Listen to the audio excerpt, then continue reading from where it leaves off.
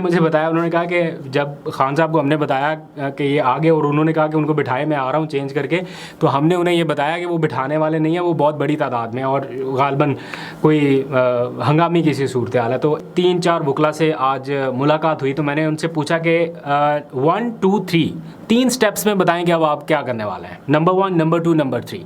तो उन्होंने मुझे बताया।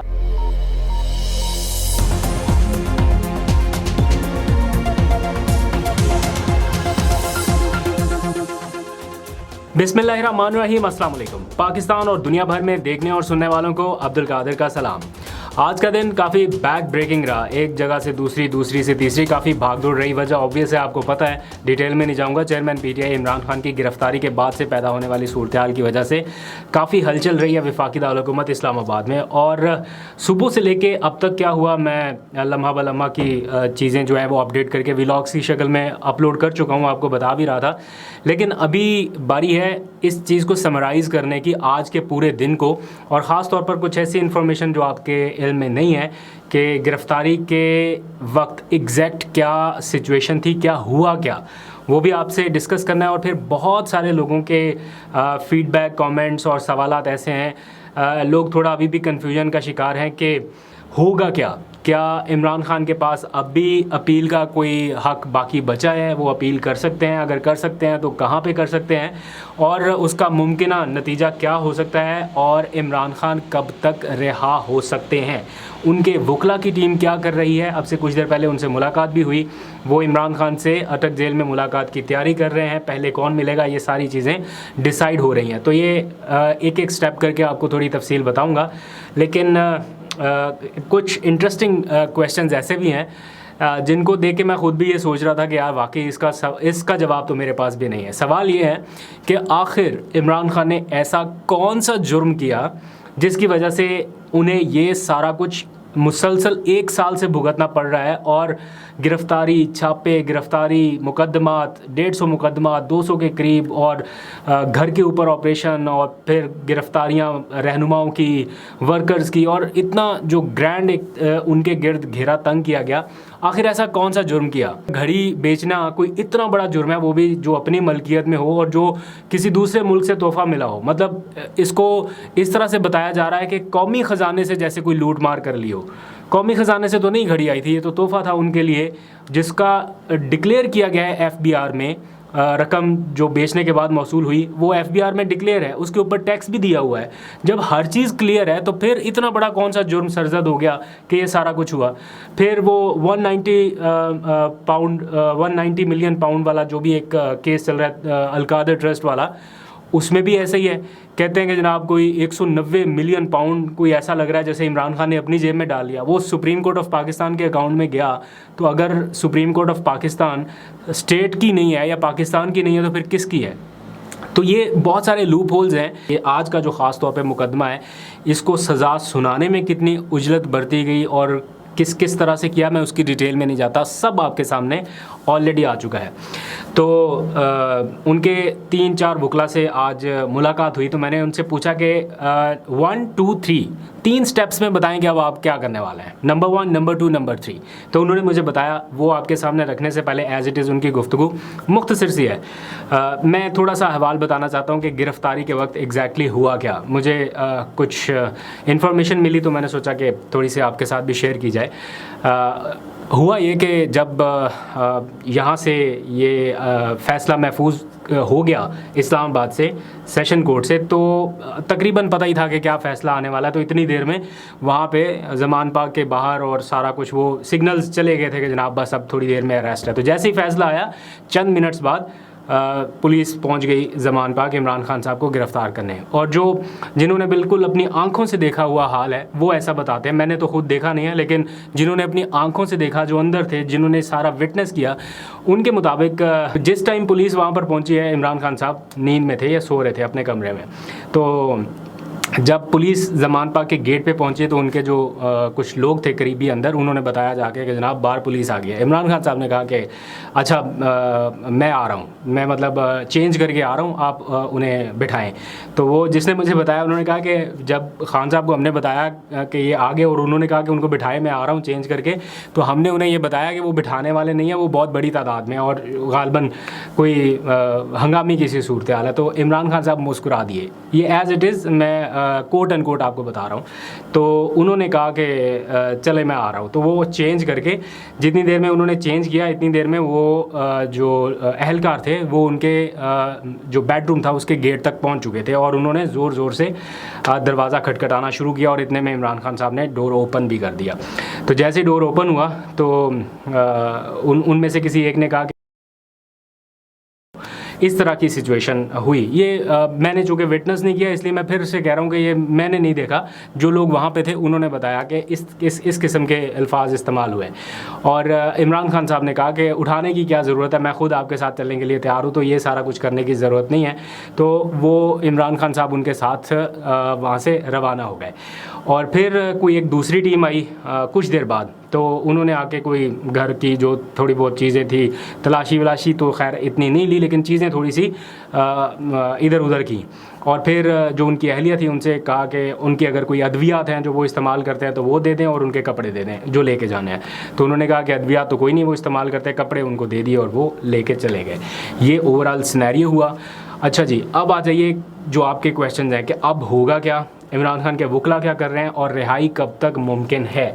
तो होगा ये कि इमरान खान साहब के पास अभी भी अपील के लिए 2 प्लेटफॉर्म्स हैं। ये जो जिस ट्रायल कोर्ट ने ये फ़ैसला दिया है इसके ऊपर इस्लामाबाद हाई कोर्ट है और उसके ऊपर सुप्रीम कोर्ट है। तो ट्रायल कोर्ट का फ़ैसला सबसे पहले चैलेंज होना है इस्लामाबाद हाई कोर्ट में। वो इस्लामाबाद हाई कोर्ट को बाईपास करके डायरेक्ट सुप्रीम कोर्ट में चैलेंज नहीं हो सकता, इसलिए पहले हाई कोर्ट जाना है। आपको इंसाफ मिलना है वहाँ से, नहीं मिलना, आपको क्या तवक्कुआत हैं, आपके साथ क्या हो चुका, ये एक अलग बहस है।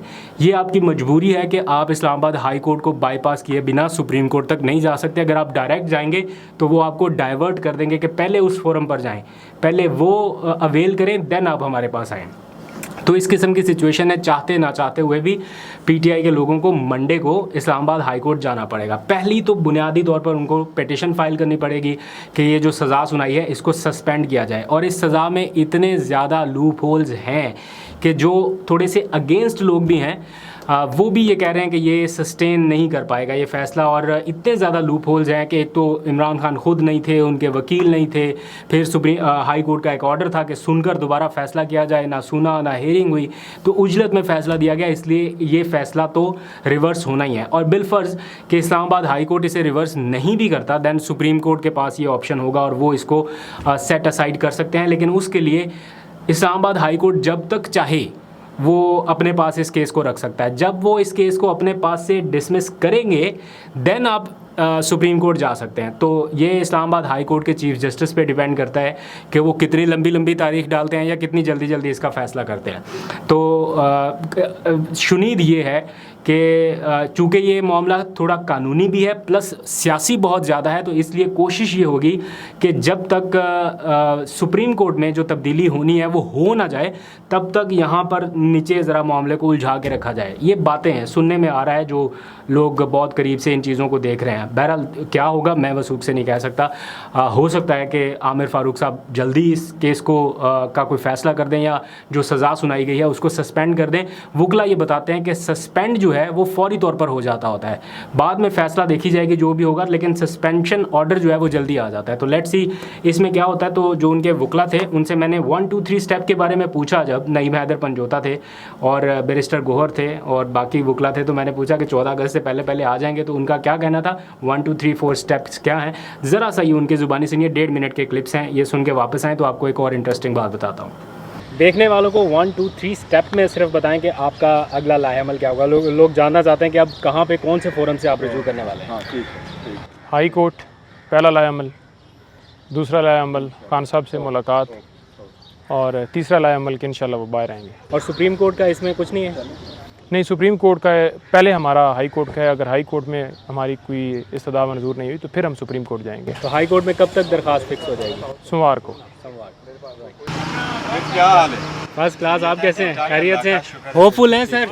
इंशाल्लाह ताला बहुत होपफुल है, अल्लाह ताला रहम करेगा इंशाल्लाह ताला। हम सब कुछ डिक्लेयर कर चुके हैं, हमारा सही है, हमारे साथ ज्यादती हुई है। इंशाल्लाह हाई कोर्ट में हमें हेयरिंग होगी तो इंशाल्लाह ताला सुरखरू होंगे। कब तक खान साहब को बाहर देख सकते हैं? इंशाल्लाह इस अगस्त में। इसी अगस्त में। ओके, तो 14 अगस्त से पहले पहले बाहर आ जाएंगे खान साहब?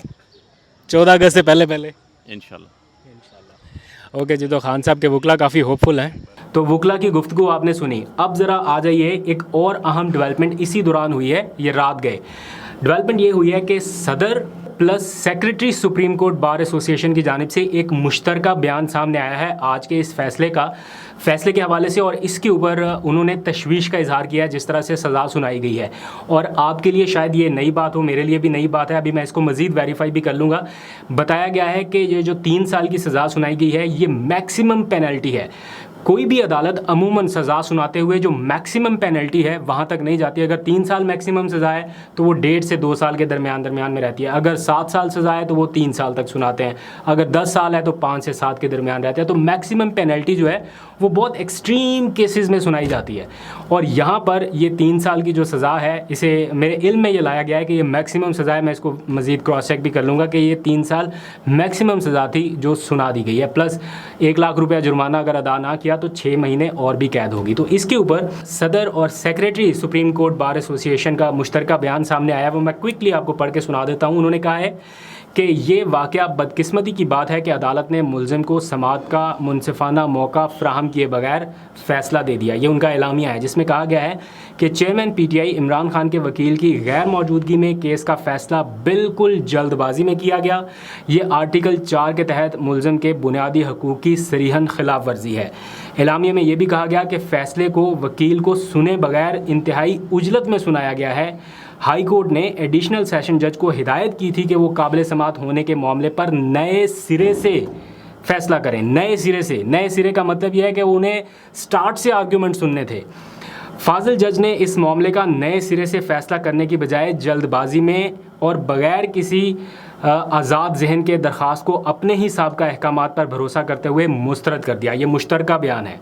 फिर ये भी कहा गया कि मुलज़म के ख़िलाफ़ कानून के तहत दी गई ज़्यादा से ज़्यादा सज़ा सुनाई गई। वही बात जो मैं आपसे कह रहा हूँ, मतलब मैक्सिमम पेनल्टी जो है वो दी गई है। फिर मुश्तरका बयान में कहा गया है कि उजलत में फ़ैसला इंसाफ, फितरी इंसाफ और कानूनी अमल के तमाम तयशुदा असूलों के ख़िलाफ़ है। इस तरह के फ़ैसले का मकसद सियासी रहनुमाओं को आइंदा इंतखाबात में हिस्सा लेने से बाज रखना है। उन्होंने ये भी कहा कि अदलिया की जानिब से मकबूल सियासी रहनुमाओं की नाअहली और पाबंदी का तारीख़ी रुझान जमहूरियत के असूलों और मुनसिफाना ट्रायल के मुनाफी है। आखिर में कहा गया है कि अदलिया आइन और इसमें दर्ज बुनियादी हकूक़ की मुहाफ़िज़ है। ऐसे फ़ैसले इंसाफ को बरकरार रखने के लिए अदलिया से लोगों का एतमाद कम कर देंगे। तो ये सदर plus secretary supreme court bar association की तरफ से एलामिया आया है। और एक दिन पहले इस्लामाबाद हाई कोर्ट बार की तरफ से सज़ा सुनाने वाले जज से मुतल्लिक़ क्या एलामिया आया था वो आपके इल्म में होगा। तो मुख्तलिफ़ जो कानून समझने वाले लोग हैं वो इसके ऊपर खुल के बात कर रहे हैं। चूँकि फ़ैसला पब्लिक प्रॉपर्टी है, इसके ऊपर तनकीद हो सकती है, इसके ऊपर तनकीद हो भी रही है। लेकिन मैं ये सिर्फ समझने से कासर हूँ कि कुछ लोग इस फ़ैसले को जस्टिफाई करने के लिए खाली सिर्फ इमरान खान से अगर उन्हें नफ़रत है या इमरान खान पसंद नहीं है तो वो इस फ़ैसले को जस्टिफाई करने के लिए हर हद से आगे जा रहे हैं। मुझे समझ नहीं आ रही कि कुछ लोग इतना खुशी का इजहार कर रहे हैं कि एहतजाज के लिए लोग, उन्हें ऐसा लग रहा है कि बाहर नहीं निकले, तो वो बार बार ट्वीट्स करके कह रहे हैं यार मैंने एहतजाज कवर करने जाना है, बताओ कहाँ पर हो रहा है एहतजाज, और साथ में स्माइलिंग इमोजीज़ भी डाल रहे हैं। तो काइंड ऑफ चस्का लेने के लिए लोग वो इस तरह का शुगर मेला लगा रहे हैं। ग्राउंड रियलिटीज़ का भी पता है कि इस वक्त ग्राउंड रियलिटी क्या है। कोई घर से बाहर निकलता है तो किस किस्म की सिचुएशन का सामना करना पड़ता है, कोई एहतजाज करता है या अपने हक़ का इस्तेमाल करता है तो क्या होता है। इसके बावजूद भी लोग किस किस्म का तंज़ मज़ाक करने में एक्सट्रीम लेवल तक जाते हैं। ये भी हमारा एक कलेक्टिव बतौर नेशन हमारा नुकसान है। एनीवेज़ अभी तक के लिए इतना ही। ये आज का आखिरी व्लॉग था, बहुत ज़्यादा हेक्टिक हो गया दिन आज का। तो अभी तक के लिए इतना ही। कल कुछ नई अपडेट्स के साथ आपके साथ हाज़िर होऊंगा। अपना बहुत सा ख्याल रखिए। पाकिस्तान के लिए बहुत सारी दुआएं। अल्लाह ताला पाकिस्तान के हालात पे अपना रहम करम और फजल फरमाए। अल्लाह हाफिज़।